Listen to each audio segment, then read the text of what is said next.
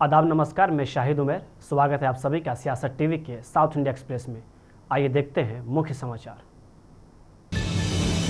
केंद्र सरकार द्वारा लाए गए नए लेबर कोड्स पर चिंता जताते हुए बीआरएस नेता और पूर्व सांसद बी विनोद कुमार ने आज इस एक तरफा कदम की कड़ी आलोचना की और सभी स्टेक होल्डर ग्रुप्स की समस्याओं को हल करने के लिए सरकार पर दबाव बनाने के लिए एकजुट होकर कार्रवाई करने का आह्वान किया।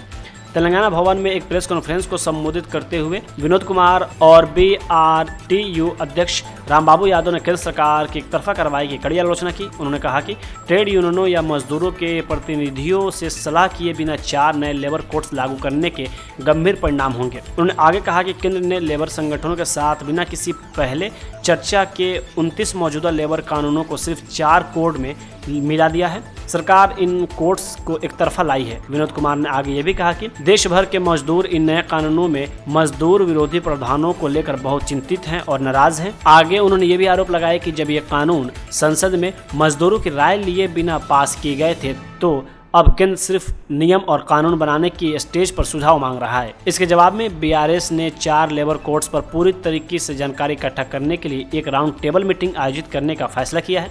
पार्टी का आधिकारिक रुख तय करने के लिए कदम उठाने का आह्वान करते हुए उन्होंने कहा कि यह मीटिंग 6 दिसंबर यानी कल सुबह 11 बजे से तेलंगाना भवन में होगी।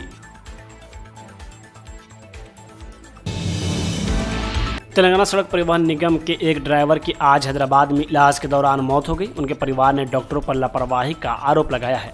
ड्राइवर, जिसकी पहचान सतीश के रूप में हुई है और वह पंजागुट्टा का रहने वाला था, एक दुर्घटना में पैर में लगी चोट के कारण उसे 30 नवंबर को तारकनाका स्थित आरटीसी अस्पताल में भर्ती कराया गया था। सोशल मीडिया पर साझा किए गए एक वीडियो में सतीश के परिवार के सदस्य ने कहा, रात 10:30 बजे वह हमसे बात कर रहा था और ठीक लग रहा था। फोन पर बात करते हुए उसने कहा कि वह जल्द ही ऑपरेशन थिएटर से वापस आ जाएगा। जब तक हम वहां पहुंचे सतीश की मृत्यु हो चुकी थी। इसके लिए डॉक्टर जिम्मेदार हैं। टीजीएसआरटीसी में सतीश के सहकर्मियों ने बताया कि 30 नवंबर को बाइक से जाते समय उनका एक्सीडेंट हो गया था। एक ड्राइवर ने मीडिया को बताया कि एक्सीडेंट के बाद उन्हें तारनाका स्थित आरटीसी अस्पताल ले जाया गया। उनके पैर में सीमेंट की पट्टी लगाई गई और डॉक्टरों ने बताया कि सतीश को फ्रैक्चर हुआ है और सर्जरी के बाद वह ठीक हो जाएंगे।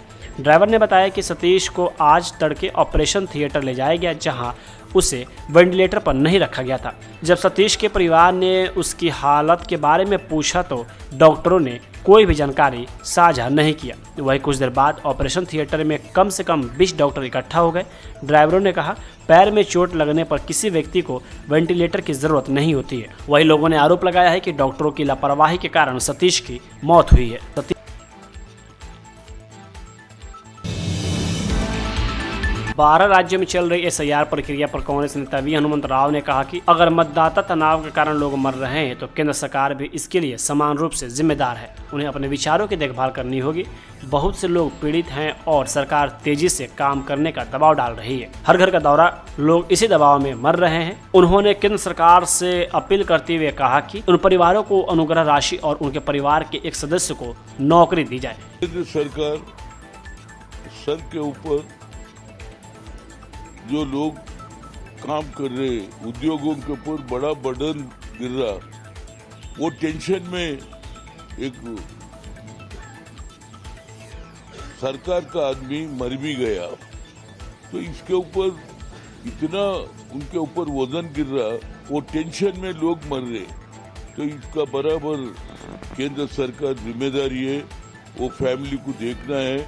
और ऐसे कितने लोग, बहुत लोग परेशान है और स्पीड अप करने के वास्ते जो सरकार प्रेशर डाल रही है, इन्वेस्टिगेशन करना, हर घर को जाना बोलना बोले तो वो प्रेशर में लोग मर रहे। मैं केंद्र सरकार से गुजारिश करूंगा वो फैमिली को एक्सग्रेशिया देना, उनके फैमिली आदमी को एक जॉब भी देना। या ओबीसी एमपी कन्वीनियर के नाते हनुमंत राव बोल रहे, बराबर केंद्र सरकार का जिम्मेदारी है। आपका प्रेशर से एक आदमी मर गया डिपार्टमेंट का, उसका फैमिली को देखने का जिम्मेदारी केंद्र सरकार का है। बराबर वो फैमिली को मौजूद मिलना और उनके फैमिली को एक जॉब देना और एक सिक्योरिटी देना। केंद्रीय मंत्री जी किशन रेड्डी ने कहा कि सरदार वल्लभ भाई पटेल जी की 150वीं जयंती के अवसर पर देश भर में अलग अलग कार्यक्रम का आयोजन हुआ है। इस पदयात्रा से लोगों को जागरूक किया जा रहा है। मैं सरदार वल्लभ भाई पटेल जी को नमन करता हूँ। वल्लभ भाई पटेल जी का 185 जन्म वर्ष पर देश भर में अलग अलग कार्यक्रम किया है।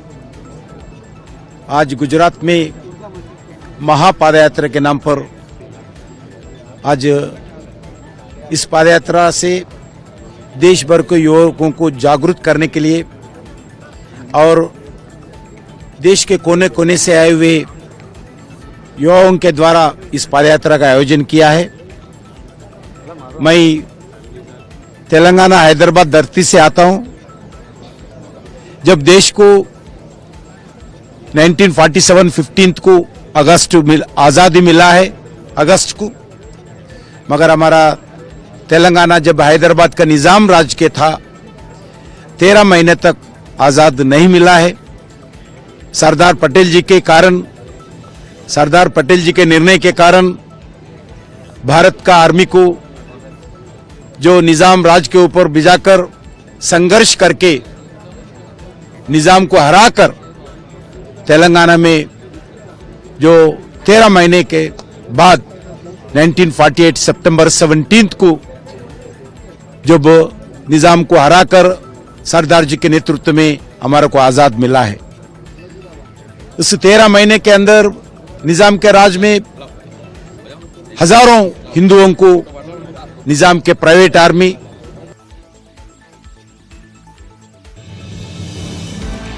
देश भर के अलग अलग हिस्सों में हो रही फ्लाइट की समस्याओं को लेकर वाईएसआरसीपी के प्रवक्ता शरीफ ने अपनी चिंता व्यक्त की और उन्होंने कहा कि इस पूरे मामले पर जल्द से जल्द सुविधा निकालने की ज़रूरत है। इसी के साथ उन्होंने पैसेंजर के साथ सामने आ रही परेशानियों को लेकर भी सवाल खड़े किए और उन्होंने सरकार से अपील की कि इसके जल्द से जल्द हल निकाले जाएँ ताकि जितने भी पैसेंजर से उनको परेशानियों का सामना नहीं करना पड़े।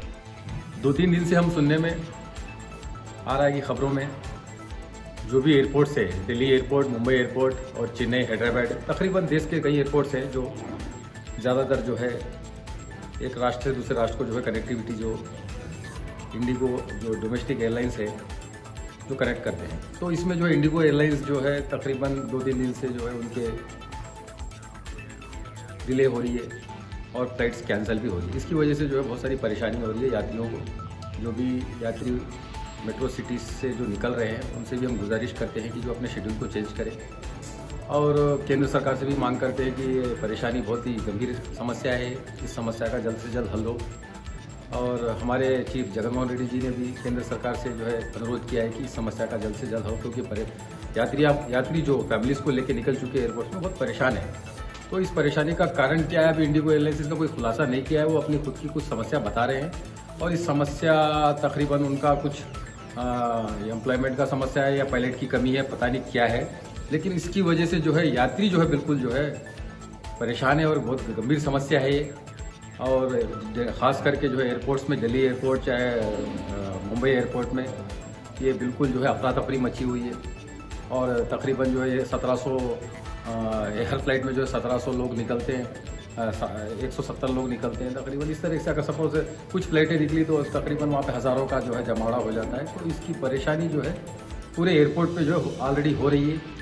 तो बहुत ही परेशान है यात्री लोग। यात्रियों की परेशानियों को जो है जल्द से जल्द इसका समस्या का हल होना चाहिए। जो भी फैमिलीज़ हैं बहुत परेशान है वहाँ पे एयरपोर्ट्स में, उनके जो है ठहरने की जगह भी जो है मुश्किल हो रही है।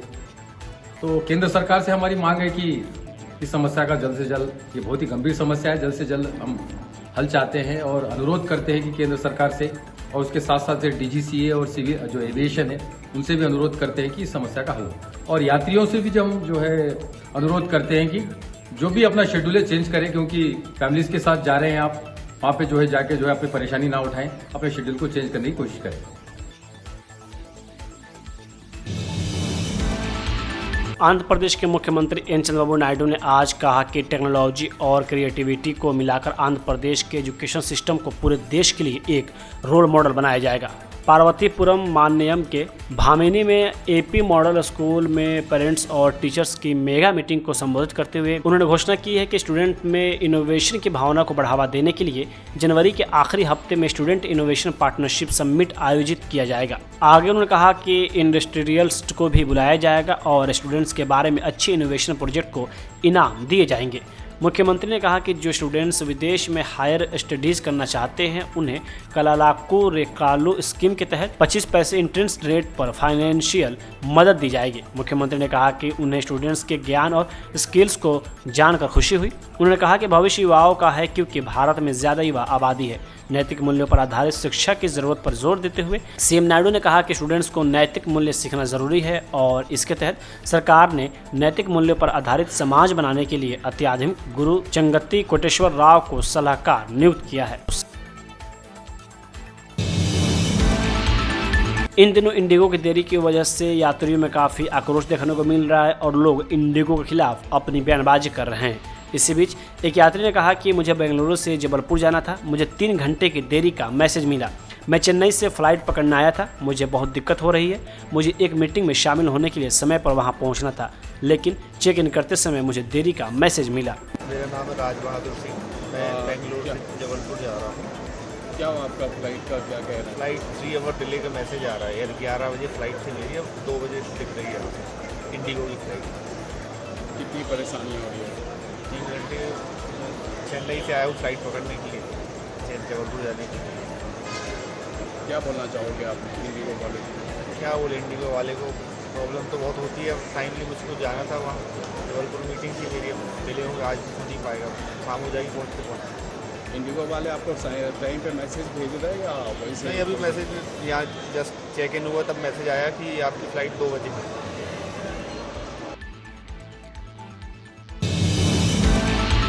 केंद्रीय अल्पसंख्यक मामलों के मंत्री किरण रिजिजू ने आज घोषणा की है कि केंद्र सरकार पंजीकरण की समय सीमा के बाद अगले 3 महीनों तक वक्फ कानून के तहत उम्मीद पोर्टल पर संपत्ति पंजीकृत करने वाले मुतवलियों पर जुर्माना नहीं लगाएगी या सख्त कार्रवाई नहीं करेगी। आज पत्रकारों से बात करते हुए रिजिजू ने कहा कि कई सांसदों और सामाजिक नेताओं ने समय सीमा जो 5 दिसंबर है बढ़ाने का अनुरोध किया था, लेकिन सुप्रीम कोर्ट ने 6 महीने की समय सीमा के बाद इसे देने से इनकार कर दिया।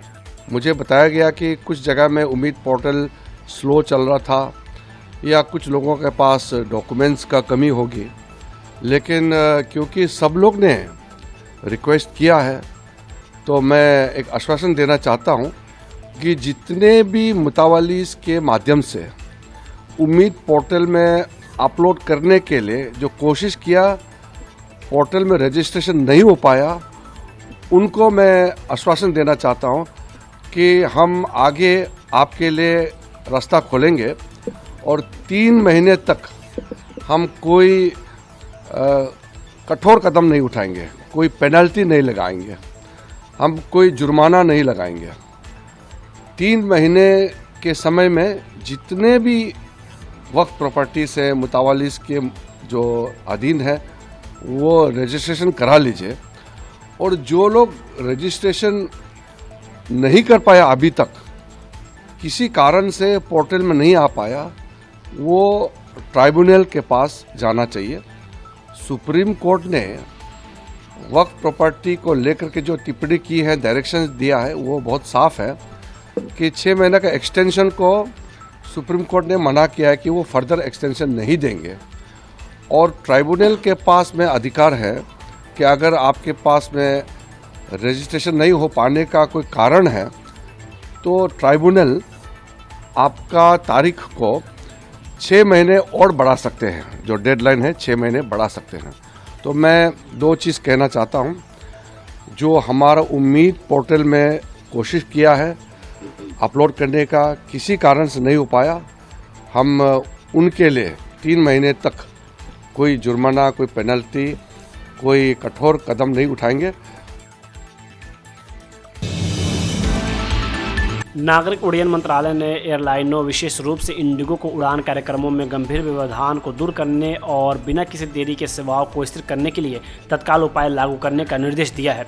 जनता को होने वाली समस्याओं का समाधान करने और विशेष रूप से इंडिगो पर सेवा स्थिरता बहाल करने के लिए 2 आदेश जारी किए गए हैं। आदेश में कहा गया है कि उम्मीद है आज आधी रात तक सभी उड़ान कार्यक्रम स्थिर हो जाएंगे और सामान्य होने लगेंगे। अगले कुछ दिनों में पूर्ण सेवाएं और स्थिरता वापस आ जानी चाहिए।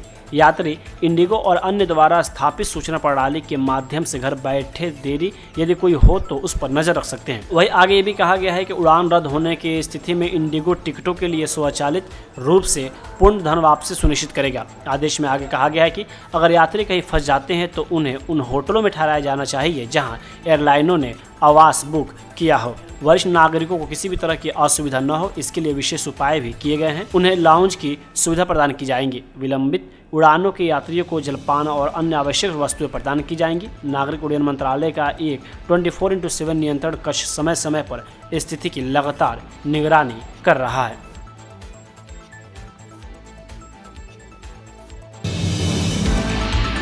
महाराष्ट्र के मुख्यमंत्री देवेंद्र फडणवीस ने आज कहा कि आज मुझे बहुत खुशी हो रही है कि हमारी सरकार ने 1 साल पूरा कर लिया। मैं महाराष्ट्र की जनता का आभार व्यक्त करता हूं। इस 1 साल में हमने महाराष्ट्र को विकास के पथ पर अग्रसर किया है। इसके साथ उन्होंने ये भी कहा कि आज हमने प्रधानमंत्री द्वारा शुरू की गई कुसुम योजना के तहत गिनीज वर्ल्ड रिकॉर्ड बनाया है। आज मुझे बहुत खुशी है कि हमारी सरकार को 1 साल पूरा हुआ है। महाराष्ट्र की जनता का मैं बहुत बहुत आभार व्यक्त करता हूं। इस 1 साल में हमने महाराष्ट्र को विकास की पटरी पर लाया है। जो हमने सामाजिक योजनाएं तैयार की थी उसको भी हम यशस्विता के साथ चला रहे हैं। चाहे वो लाडली बहन योजना हो, चाहे मुफ्त बिजली की योजना हो, वो भी चल रही है। साथ साथ विकास भी चल रहा है। और आज हम लोगों ने, प्रधानमंत्री जी ने जो कुसुम योजना शुरू की है उसमें world record, Guinness book record हमने तैयार किया है। मात्र 1 महीने में 45,911 हम लोगों ने सोलर पंप का इंस्टॉलेशन करके एक दुनिया का रिकॉर्ड तैयार किया है। देश भर में प्रधानमंत्री जी की योजना से जो 9 लाख पंप लगे उसमें 7 लाख पंप अकेले महाराष्ट्र ने लगाए हैं। हमारे किसानों को इससे दिन में बिजली मिल रही है, मुफ्त बिजली मिल रही है। अगले 25 साल उनको देखने की आवश्यकता नहीं है। ऐसे कई अच्छी योजनाएं हमने की है और मेरा विश्वास है कि हमारी सरकार आगे भी ऐसे कार्य करती रहेगी।